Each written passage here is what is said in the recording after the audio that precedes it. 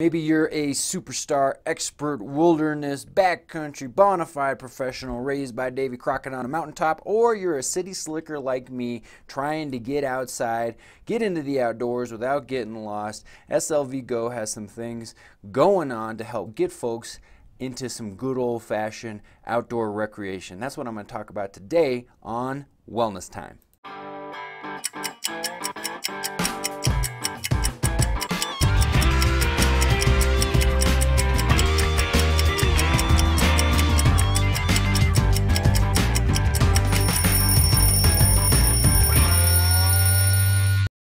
Friends, do me a solid, like this video, subscribe to this YouTube channel, share it with your friends, and if you want to follow along in other places, you can go to It's Wellness Time at Instagram, and you can even find Wellness Time on the Twitters. Thanks in advance for your subscription. Toodles. Hello, my wellness companions. This is AJ Webb, your SLV Health Wellness Coordinator, and today I got to sit down with Patrick Ortiz and Mick Daniel from SLV Go, San Luis Valley Great Outdoors. Their organization's mission is to provide residents and visitors throughout the San Luis Valley with accessible and inclusive outdoor recreation opportunities that connect communities, improve wellness, encourage stewardship, and contribute to the economic vitality of the region. I was particularly interested to talk to these two individuals because I've been working with them on a project called Revitalize the Rio, where we've been getting together, gathering resources, brainstorming, planning different ways to get people outdoors using the Rio Grande corridor, using the river, going outside, getting some sun on your skin, getting a little dirt on you, and enjoying the outdoors. This is particularly useful for me as a wellness coordinator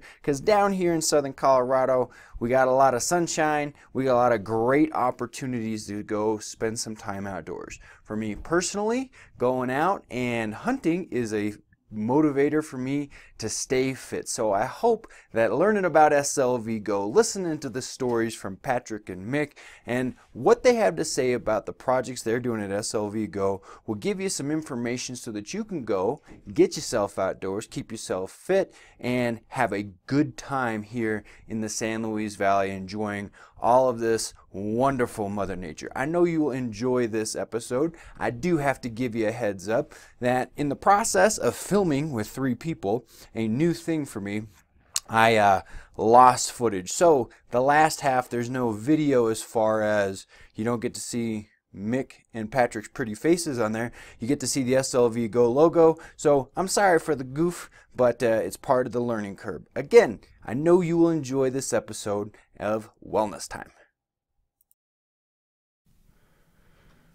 Okay, we're going hot, but I did want to start out this with, so I have that hat and I really like it. Awesome. Like I think I'm gonna, I might wear it for hunting. I don't know how pictures of me with an animal would go, but it would go great. I don't know how you can navigate that. We'll see how it goes. I'm getting ahead of myself, but I also brought, I brought us treats. Awesome, right? Sweet. So these, is that like a beanie? This is a beanie. Ooh, with a pretend leather SLV Health logo on there. Pretend leather. Yeah. No cows were harmed in the making. No, of that none. Man, that's None. awesome. This is a vegan hat, and there were, like you said, no cows harmed in the making of this. But it is not a bad beanie. It's a really nice beanie. Actually, some of my favorite beanies have always been navy knit beanies. They do the trick. I like. I've got a couple of the Polar Tech beanies that are like military surplus, and I really like those. They just have like a nice fit. The Polar Tech stuff. You guys have a preferred fabric for outdoor stuff?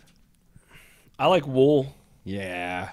For when it's good. It's cold. Uh-huh. And you want to be light yet still not be cold. And then if you get a little wet, you're still not gonna die. It insulates. Yeah. How about you, Mick? What's your favorite? You got a fabric choice? It's changed so much over time. You seemed excited about nylon pants. So I early on, like when the soft shell fabrics first came out, like I was way into those. But you know what? They're not all that it changes for everything. You know, like I think soft shell pants are great for climbing and mountaineering, and when you're putting them on for the day. Not so great for like toting around. They're a little on the heavy side compared to other fabrics. And I like wool too, but predominantly just skiing wool. Like I find it to be like the perfect fabric for that. But I don't really use it for backpacking or running or mountain biking or anything like that. Yeah. So it changes for everything. Yeah. So not cotton. Not cotton. Not cotton. That's been the deal, is not cotton, right? It's funny though, because cotton's nice though. Yeah. In a certain environment, it works out well. So like, I bought some hunting books out of the Monta Vista thrift store, and one of them is like, it's probably mid-60s or whatever, and it's going to say, and it's got a base layer section. Get yourself some military surplus wool or some good cotton long johns, right? So this is, you know, pre-Polar Tech kind of stuff. Interesting stuff. My journey into understanding fabrics, and you guys seem kind of out of uniform today. Usually I see you guys in puffy coats, and it's a little weird. Nice out. It's a little weird seeing you without them. But my journey into the outdoor stuff and learning about fabrics and gear and trails and navigating and going out into the wilderness and not dying kind of started like in my journey in 2014, went on my first hunt. Cotton jeans, black Carhartt jacket, right? And I was okay because I was just kind of day hunting. But all my camping experience had been camping down in Arizona. And camping down in Arizona is trying to not get killed by rattlesnakes and scorpions and dehydration. So it had always been this a day kind of a thing where you're very, you know, you don't hike very far away because you're terrified that you're not going to have water and you're gonna be in trouble. Not the situation here. And I figured out, like, when I went hunting, I went and I harvested an elk. It was awesome. And then after that, driving out of there, I was like, now I get camping. Now I get why people are so excited out here. Now I get why Christie Mountain Sports is a place. And I got a new affinity for the outdoors, and that's kind of your guys' gig here. So why don't you guys tell me the name of the organization that you work for, and what are your guys' titles? We'll let you start. I'm Patrick Ortiz. I'm the Community Engagement Coordinator for Soundless Valley Great Outdoors, otherwise known as SLV Go, shorthand. And I'm working in Alamosa with the Revitalize the Rio project, coordinating these community-driven, community-led task forces to work on activating the Rio Grande corridor and, in general, getting more people outside. AJ is on the Outdoor RX Health and Wellness team, which is really making a lot of great strides with local providers in getting outdoor time prescribed to their patients.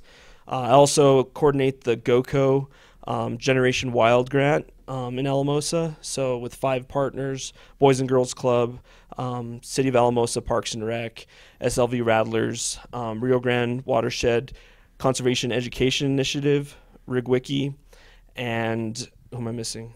Whoops. Farm Park. Oh, and Adams State Adventure Programs. Rio Grande Farm Park. And Rio Grande Farm Park. So.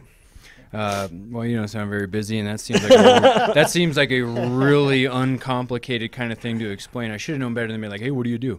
Sorry. So pardon the polish on my questions here. I should have loaded you a little bit better. But that's awesome. There's a lot of things that I want to ask you about. But Mick, I want you to tell me what your title is and this organization. Sure. So I'm the executive director of San Luis Valley Great Outdoors. We have shortened that often to GO now. I hear that a lot in the community, and it was kind of catchy for us too. But yeah, on a day-to-day basis, I think a lot about this. What is it that I do?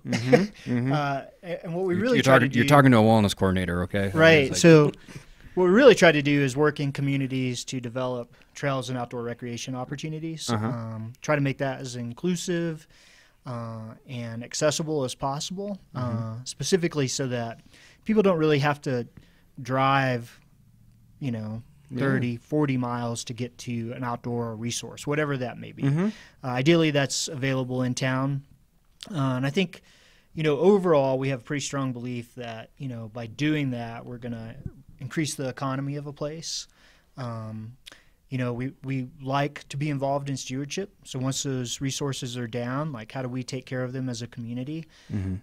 That takes out the equation of cost a lot of times for communities. If we can develop volunteers in that process who will work on trails. And then the wellness piece, like I feel like I got here and it was economy.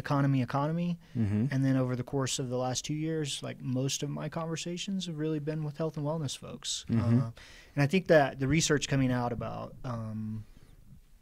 getting outside, having your feet on dirt, being in a natural space, in a natural area, and what that does to the cortisol levels in your body and everything. I think that's all really intriguing. And so that's what we do. That looks very different day to day. Yeah. Sometimes it's, taking a 7 o'clock phone call with a potential funder. Sometimes that's, setting a city council meeting. Sometimes that's part politician. And then sometimes that we actually get out and dig in the dirt. And that's really awesome too. Though we mainly rely on our partners for most of the construction. Yeah. Awesome. Well, hey, for my background, coming under like grant funding types of things that are important, but they're not as urgent, that can be an interesting thing to tackle as far as working to create projects and products that are sustainable, right? They're not just these flashes in the pans. Right. Exactly. And so I got lots of questions for you guys. Let's so we'll talk about kind of how we got together in this project of revitalizing the Rio, right? So this was something that was sent my way. So I'm the wellness coordinator for the staff at San Luis Valley Health. I look at that population of 750 folks, and I try and get them into things that are healthy for them. And that looks different in a lot of different ways. It can be yoga classes, could be going to the gym, but we have this amazing resource here at our fingertips. That's the wilderness, the trail system, the outdoors here in, good googly moogly. We have so many days of sunshine. I mean, we just have this great protective factor that is the outdoors. And I'm scratching my own itch with you guys because I like it, right? It's something new that I found and I'm learning about, but I want to share it with the folks at SLV Health, and I got that opportunity with this Revitalize the Rio project. So can you guys just kind of give me a background on how that project starts? So maybe I'll cover the very beginning. Okay. And then we'll get to where Patrick steps into that role. So I came back in the December of 2016 to assume the role of executive director of SLV Go, and and the thing I can say, SLV Go continually is developing as an organization. But the thing I can definitely say is that we work to support our partners and their projects, and that's probably the deepest part of our work. And so, even though I didn't know it in January of 2017, as soon as I stepped back foot in Alamosa, a number of partners or would-be partners approached me. Julie Mordecai was one with Rio Grande Farm Park, Randy Wright with the Chamber, all about an opportunity that would bring professional consultants, Trust for Public Land, Civic Canopy in to work on a project that would hopefully help the community focus on the Rio Grande. And Julie wrote a good portion of that grant while she was on vacation, I think, in December. And so when I got it, I sat down and I just kind of, for the first time, I looked at it, and it was a great grant. I mean, she'd done an outstanding job. But, the part I added to it, I think, was that, just talking about the outdoor experience. And I kind of brought in my background and research and knowledge into that and inserted that in the grant. And through many hoops, we ended up being very successful in that. And that's kind of what became the Revitalize the Rio. Awesome. So you secured some funding. And not only did you secure some funding, you secured some expertise. Absolutely. Because you can't just go out and just start throwing these things up there. I'm like, this is a trail now, right? Right. There's parts to it. You got to work with the city and who owns the properties and things like that. So. And I think the important part of that is, you could go out and put a trail in, right? Okay. If the city was game for it, it's their property or whoever it may be, but and that's certainly one way to do it. And I think communities end up doing it that way. But really what we wanted was a community that was excited about it. Yeah. And I think that was Gave some input, Right, get to exactly. participate and be engaged in the process. Yep. Mick, years ago, getting on health kicks, I walked in my house and I said, we're not having dairy around here anymore, right? That is still not the case today. It's happened in spurts, Right. but it wasn't anybody else's idea. Right. Nobody else was on board, and I thought I could Right. just lay down the law. You know what? I read an article on CrossFit.com, everybody. That makes me the nutritionist in the house now. Here's what's going to happen. And I've been more successful in working to get the cooperation out of my family, into working to get, Sure. and sharing that information so that they have buy-in in that too. And that sounds like this, part of the gig here is getting the community involved in making the decisions around creating this outdoor infrastructure. Right. It's really, getting at the root of civic engagement in the things you care about in your community. And I grew up here. I was born and raised in Alamosa, and my first outdoor experiences were Cole Park, the Rio Grande, the levee trails there, and Great Sand Dunes National Park. These were things that I was lucky enough to have experienced early on in life, and coming back and doing this work here with SLV Go, it just really drives me to want to give that opportunity to youth and families in Alamosa. Many don't have the luxury, like Mick said, to drive 40 minutes to a trailhead. Right. So if there's connections they can make to trails in their communities, that is powerful, and that is a long-term sustainability, public health improvement of the community. So, Well, Patrick, so I'll ask both you now a little bit more about your background and how you got into careers in the outdoors, because as far as protective factors go, I'd say that the outdoors is a protective factor here. It's relatively accessible. It's nice around here. It's a pretty cool, desirable thing. People come from a long way to come just to hang out here right? I was blessed to be a tall, bigger kid, so they invited me to stuff. They hey, do you want to come play some football? Hey, do you want to come play some basketball, right? And so I was lucky in that regard that I got to go and participate in some activities that made me feel successful, that I enjoyed, that gave me values and guidance as a young person, right? Sounds like the outdoors and some of the people in your life, they kind of got to do that for you. What was your experience? When did you start getting into the outdoors? Like I said early on, camping with my family around the Soundless Valley, and my father's family's ranch in the Aguilar area. That was really where I first got into the mountains and learned about the wildlife there: elk, turkey, deer, and chopping down a Christmas tree. Because we got permission from my grandpa. And 3 feet of snow. And I still love snow to this day. Awesome. I am a powder hound, and and I still remember the memory of going to get a Christmas tree and falling in the snow and trying to dig myself out. So that was where I was like, okay, I want to do something connected to the outdoors, to natural resources and public land. So I graduated from Adams State with a degree in physical geography. Wow. And environmental science. And then I went on to San Francisco to work as an intern with the Golden Gate National Recreation Area. Wow. As a trails intern, learning maintenance techniques, construction. Very cool. Therefore, that kind of just propelled me to working with Southwest Conservation Corps on a 6-month trail crew. And then along to the National Park Service, starting at Saguaro National Park in Tucson.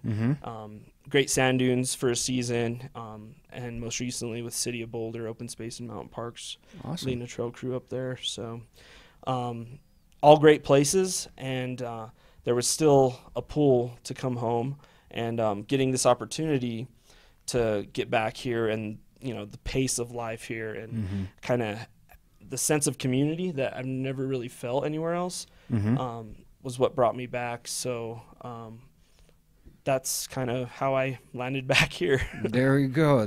Well, you get to share things you like. You obviously these are things that you dig. I mean, you study them, and so I see health and wellness stuff.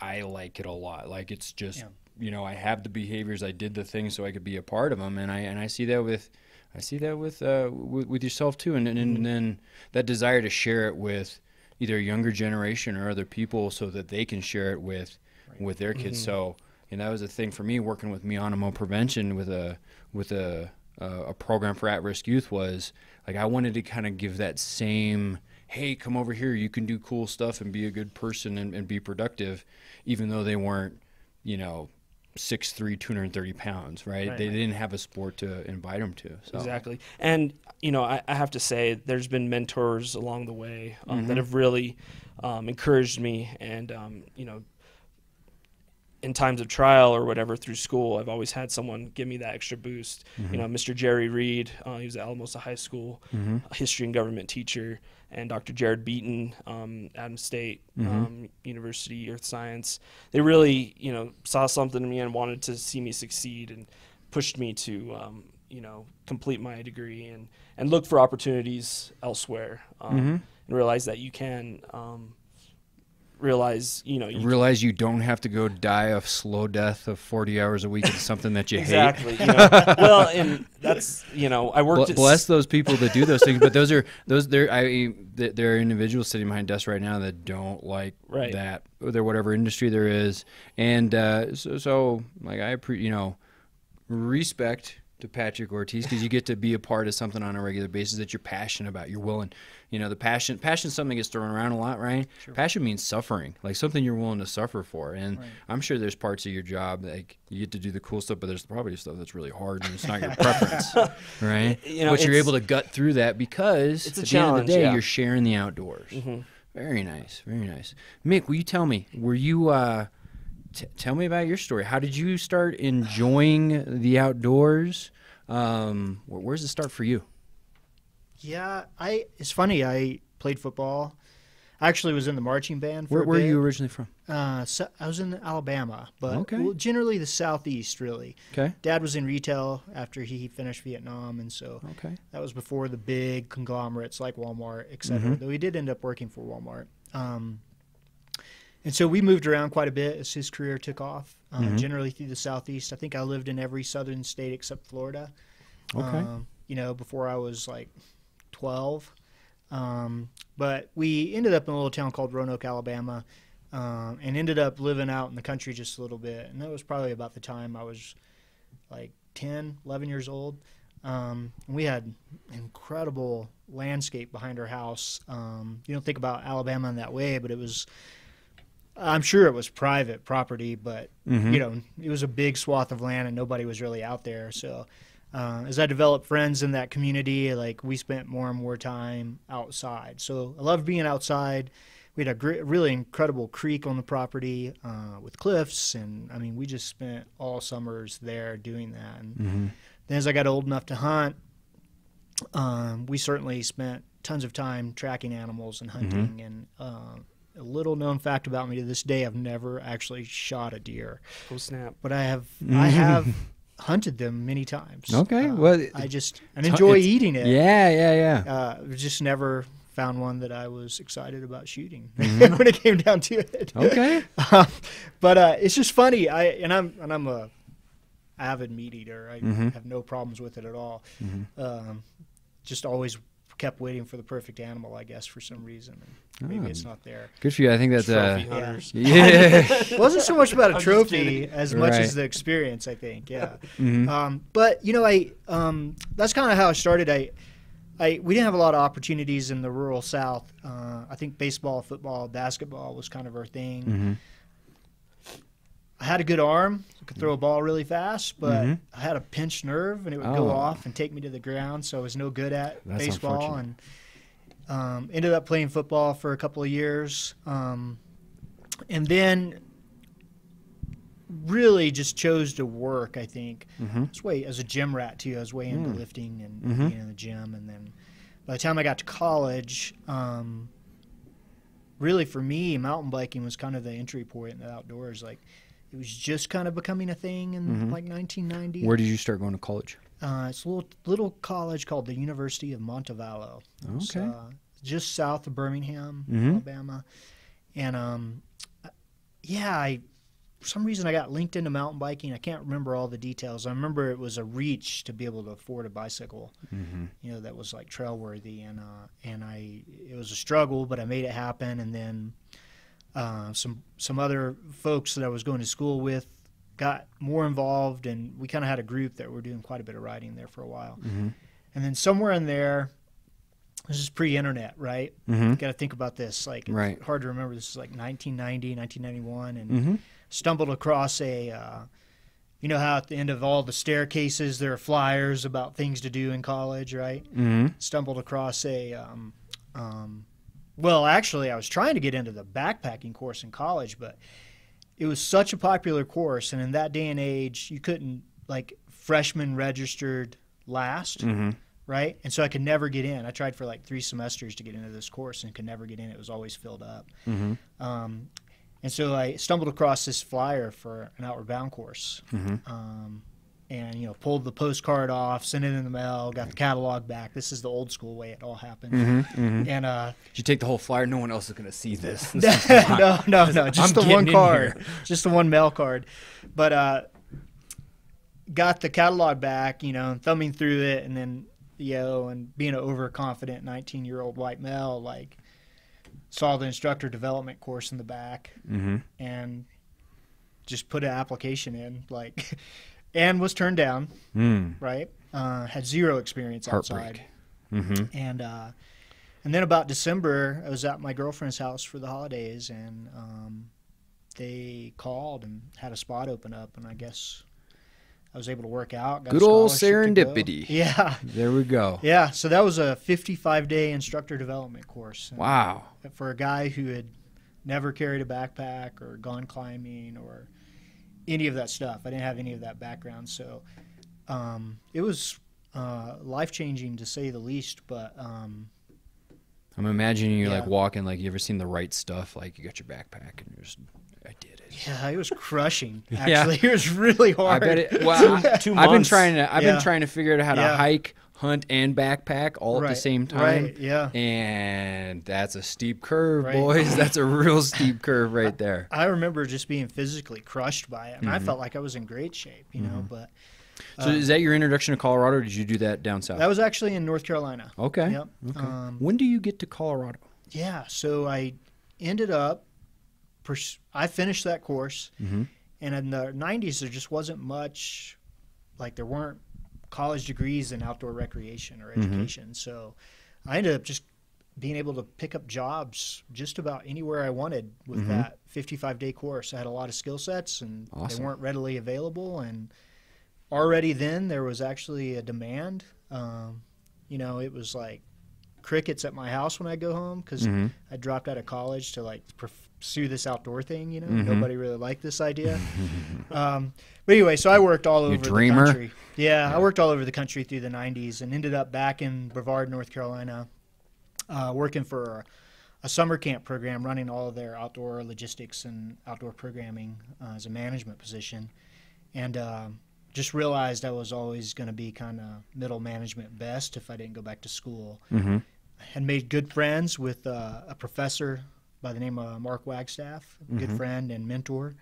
And he was working on his climbing, and I was working on my paddling. He was a great paddler. I was a better climber. So we were swapping off times on the river and times on the cliff. And I was like, so how did you get to this place, you know, being a professor in the outdoors, you know? And I was like, that's pretty cool. Right. And so I ended up finishing my degree kind of under his tutelage at Brevard College in Brevard, North Carolina. Followed in his footsteps to Oklahoma State, where I did my master's work and a little bit of PhD work under a woman named Chris Cashel. And Chris is still a very strong mentor for me. I call her all the time when I'm stuck in life. And but she'd actually studied with Paul Petzel. Okay. So Paul was founder of Knowles and Colorado Outward Bound School. And man, to be honest, I had about a year of PhD work under my belt, kind of had a life-turning event, lost my father. Oh, I'm sorry to hear that. And just took a moment to look at life and was like, I'm kind of where I want to be, actually, if I can get the job I want. Adams State popped up looking for an outdoor programmer, and I applied and interviewed, and it was a wild interview because like I missed my flight into Alamosa. You know, like everybody hear this story. This is going bad. I left all my notes and everything in the plane, so I didn't have anything to like really be prepared for the interview. You're being tested. Yeah, and you know, but I remember getting up that morning and just thinking, okay, before I meet with people all day, I got to clear my head.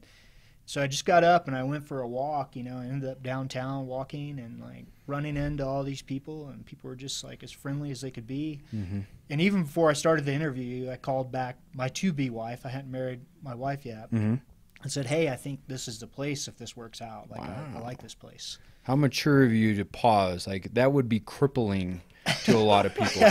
So as a recruiter, I sat in on hundreds of interviews and different preparations, stuff like that. But if I could just imagine someone who had that little chain of events, for them to be able to chill out, pause, take a walk, and clear their head and come to some sort of conviction, I'm about to nail this. I don't know if it was that good, but Well, I like this place. But that's what brought me to Colorado. And to be honest, I mean, I'd been through Colorado and done a few things, but I never really spent any significant time here. You know, and I think, you know, at the time for Adams State, like it was just kind of the right fit for all of us. But I tell you what, like in the first 8 weeks of moving here, I was like, yeah, this is a really incredible place. Like, it's a place I'm meant to be. And I already kind of knew then that I might be here a long time. You know, all kinds of narratives happened in that process that took me out of the valley for a little bit and then back. Maybe the frog spirit. A little boomerang, Yeah, but Patrick did a little boomerang action. Yeah. Boomerang's popular. Frog spirit was a vortex. clinged onto us. Well, sometimes you got to leave a place to realize how much you love a place. You know? So that's fascinating for a lot of reasons, Mick. One, my dad was a Vietnam vet, and I spent time with him outdoors. So him and my mother, they got a divorce when I was like 5. So I'd spend the weekends and summers in northern Arizona with him in a place called Pine.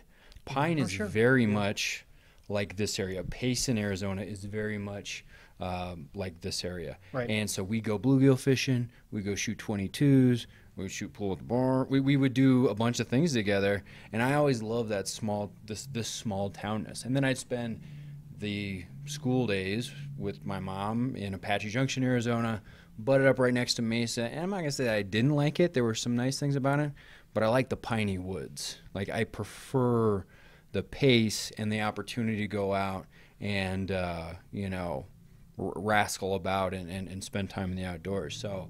And to find out you were a gym rat. This is fascinating also, right? So now I can start connecting the dots on, he's got an affinity for wellness too, right? In some different capacities. So, very nice. Well, hey, guys, thank you for sharing those stories. I always, you know, first of all, it's fascinating to me to see people that genuinely enjoy the particular area that they're in. That's awesome that you made it work, right? And I also think that it's a huge benefit for yourself when things get difficult, because while I'm sure people could look at your position like, oh, cool outdoorsy guys, right on, real work, right? And it's much more difficult than that. There's uncertainties. You're working with volunteer groups or groups of communities. I'm sure it's got plenty of challenges that we can vent off mic about if you wish. But let's talk about some things that are going well, right? It's been really cool for me to come together and be a part of this with you guys for the Revitalize the Rio part of this, and starting to integrate the health and wellness as so not the trails as an emphasis, but the health and wellness being like that end product where people get to go outside, get that sun and that dirt on them, spend time in the outdoors, unplug. That's one of the deals right here. Can you guys tell me a little bit about some of these little sayings that you got on this band back there, right? Just in brief, because I gravitate to the unplug one. Create your own reality. What do we got here? Yeah, so, you know, AJ, these were originally part of our design workshop that came when SLV Go formed and our master plan. Okay. And you know, like any successful project, especially regionally, you need really good branding. Mm-hmm. And so this all came actually from all of our community correspondence when we were reaching out and doing surveys. Okay. And we were learning about what people really wanted from the outdoors in the San Luis Valley. Mm-hmm. That's where a lot of this came from. Awesome. Some of these maybe even direct comments from people. Wow. And so that's how this started. So create your own reality. That's really a throw to, you know, we can create outdoor infrastructure here in the San Luis Valley that our communities enjoy. We always do that first. Right. It's easy to peg us as a tourism organization, but we really want to create it for our communities here. Yeah. And if tourists use it, that's great. But first and foremost, what fits our communities? And that's different in every community in the San Luis Valley. We're very different. You know, Buddhist in Crestone, you know, original descendants of the original Hispano settlers in San Luis. Right. More in common than we'd think probably, but nonetheless, like just very different parts of the valley. And then Creed, right? Just tourism for the most part. I mean, sure, there's locals who live there, but more and more tourists have moved in there in large scale. So float, fish, flow. You know, when you say the word outdoor to people, like, you know, it means something different to everyone. Right. Like you're a hunter. You know, you've referred to that several times. And so you think of that in terms of hunting. Right. You know, I'm a mountain biker, climber, trail runner, hiker, you know, and have affinity for, you know, finding petroglyphs and things like that too. And so that terminology means a lot. So putting it in context of a river and a Rio Grande, I think that's kind of where that originated from. Inspiration everywhere. We're just in a beautiful place. Yeah.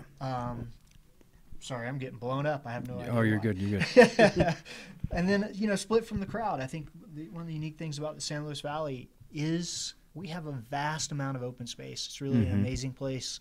You know, you go onto a trail in Eugene, Oregon, and any time of the day, any day of the week, any weather condition, 15, 20 people on it. Okay. You go on a trail here, you may be lucky to see someone next week. Yeah. And I think about that all the time. You know, it's changed some, certainly, with some of the new development. But most of our locals still know, I don't know, a half dozen places or more that they can go if they really want to be alone. You know? If they want to be secluded. Right? Yeah. And that's, to me, you know, here I am promoting trails and outdoor recreation, promoting that for our communities. And it's one of the things I value here is that solitude. It's really amazing. You know. Awesome. Well, it's a powerful banner. Lots of interesting things in there. I've floated the Rio myself. That's something in Arizona. This floating the Salt River is a very popular thing to do. Yeah. And so when I had the chance to float it here too, I was like, yes, this is great. I mean, a little dry, so I was doing a little bit of crab walking in some areas, but still awesome to get out there and to do some of these things, right? To be inspired, to unplug, and to get a little bit different perspective. Right. Awesome stuff. So we come together, we work on the Revitalize the Rio, and we get to the different subcommittees. The subcommittee that I'm a part of is the health and wellness component of it, right? Where we have all these awesome benefits and how to integrate it with our modern medical approaches, right? So as far as like health and wellness goes, I'm 1 foot in stem cell cryotherapy, super future stuff, and I'm 1 foot in we should touch more dirt and eat, you know, more things that are whole foods, right? And I love the ideas of blending these into a modern medical system where we're looking to create an intervention, and this is an intervention. It's just you need more of that intervention. I would love to inspire my staff to get out there, right? To get out there. And I spoke with John Reeser. We talked about the local trails in Alamosa, and I think we did a pretty good job of covering those. Can you tell us about some other trail and outdoor recreation opportunities in communities besides Alamosa? Sure. And I think for most San Luis Valley residents, the place that comes to mind first is probably Del Norte. They've certainly done the majority work compared to most other communities, unless it just happened to be there already. But Del Norte and its amount of trail infrastructure that just has gone in the last 5 years is really kind of outstanding. And we're beginning to see that kind of economic change in the community. Like maybe some of it's speculation, but certainly seeing more businesses open, certainly seeing real estate prices go up some. And we certainly see people moving there who want trail access, which I think is a very important thing to remember as we talk about the other communities. Right. I think there's more than 30 miles of new trail now just around Del Norte. That's a lot of miles. Other communities we're working in right now, project I'm probably most excited about this year is the Rito Seco, which is a little valley just up from San Luis. It's about 5 miles outside of town, so it's not directly in town in that case. It'd be like Del Norte to the Stone Quarry, basically. Okay. But we had our first new trail ever in Costilla County go in last summer called the Overlook Trail. Leaves Rito Seco Park, crosses over the Rito Seco Creek, and continues up to overlook the valley that sits there. But we've been successful with funding there from Colorado State Trails Grant from CPW, and also with Volunteer Outdoor Colorado project that's going in this summer. So we're starting to complete the whole plan. And so there'll be probably like somewhere between 6 and 8 miles of new trail there here in the next 2 years. Awesome. And that's great for that community too. So Costilla County, 99% private land. And so in that particular instance, the county's done a phenomenal job of buying open space and thinking ahead on that. And now they're putting the infrastructure in to support that open space. Wonderful. Yeah, so it's really incredible. And if you haven't been into Rito Seco, it's like a whole different world once you're up there. Like, really? It's cooler, the creek's flowing through. Wow. There's fish. People hunt up there in the fall. It's really just a really beautiful park. We'll connect to a place called the Battenberg Meadows, which will be kind of a high alpine-ish walk up to it. It should be really awesome. Very cool. You know, our work looks a little different in every community. We're also in Conejos County. We're working in Antonito. This is a little bit different to think about, but right now there's no way for people who are using the tourist train to get into town without getting in their vehicles, other than walking along the highway, which isn't a pleasant walk. So we're looking at potential trail opportunity there between the railroad right-of-way and the US 285 right-of-way to bring a trail into town. So maybe some of those visitors will walk their dogs into town. Maybe they'll just walk up and get dinner, go to the grocery store, buy a soft drink, whatever they may do, and head back. So we also work on in-town infrastructure projects like that. Eastern San Luis Valley Trails, they're a partner of SLV Go. We're working with them closely in Crestone. We were able to help them get a Safe Routes to School grant. Wow. So they're going to be extending that from the Baca subdivision down to the school and eventually into town.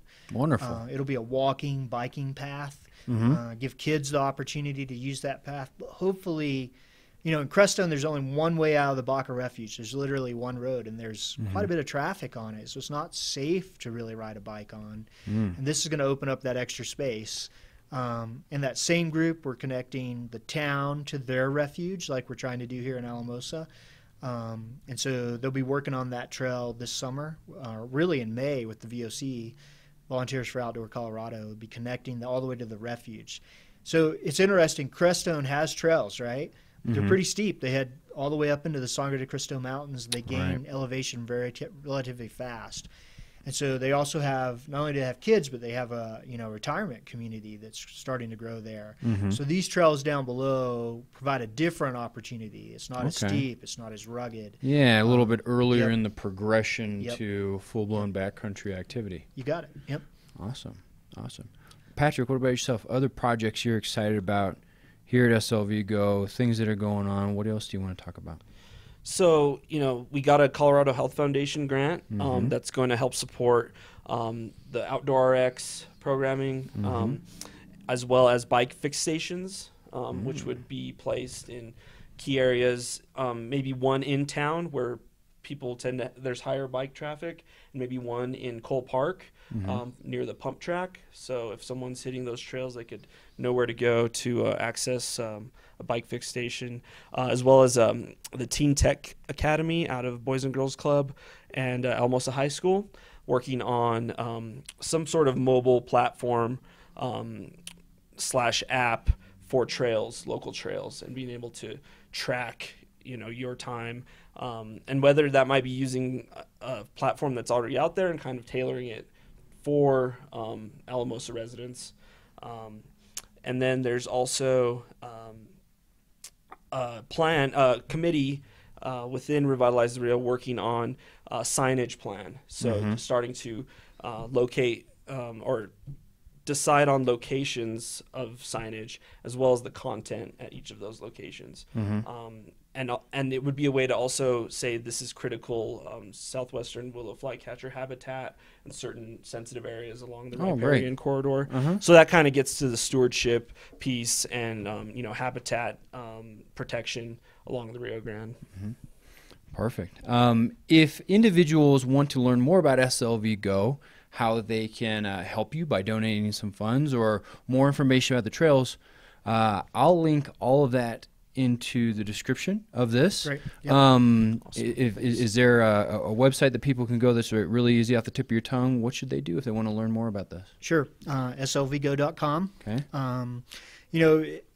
We're working on the website, always working on the website. Of course. It's never ending, right? Right. But I do, in there, there's a section for communities and residents specifically called Building Recreation. It refers to the master plan that was the original community surveys. But more specifically, there are kind of these open source toolboxes in there that really tell a community how to do the work that we do. We're always willing to come in and help every step along the way. But those resources are available, and if anything, they really do provide great ideas for communities and get people thinking about what their community could look like in the St. Louis Valley. We're also on Instagram and Facebook as well, so you can follow us and learn about our different partners' projects we got going on, as well as just staying in contact with us if you have any questions. We'll get back to you on that, on any ideas, feedback. That's available as well. Awesome. Well, I look forward to continuing to work with y'all to get SLV Health staff out there, sun on them, dirt on them. I really look forward to working with the great and powerful Kathy McCurdy, who's working to champion as a health provider, getting awesome. Prescribing is using that influence that she has to say, hey, here's a good thing that's going to be good for you. I'd like you to get some dose of the great outdoors on a regular basis. And so I appreciate you guys sitting down, spending this time with me. And thanks for having us. Man, thank you. Awesome. The pleasure's all mine, fellas. And we're going to be wrapping it up.